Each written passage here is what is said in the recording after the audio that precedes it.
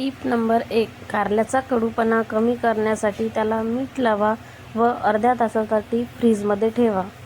टीप number 2. हलव्यासाठी रवा भाजताना त्यात अर्धा चमचा बेसन टाका, चव दुप्पट होईल.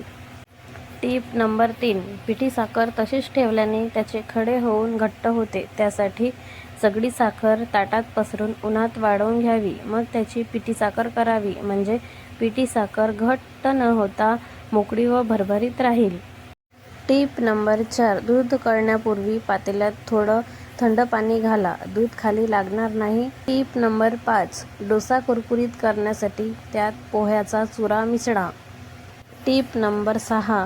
बटाट्याचे चिप्स बनवताना कापलेले कच्चे चिप्स थंड पाण्यात अर्धा तास ठेवल्यावर वाळवायला ठेवावेत, त्याने ते फार क्रिस्पी होतात. टीप नंबर 7. पुरी किंवा भजी तळताना तेलात मीठ घातल्यास भजी व पुरी तेल कमी शोषून घेतात.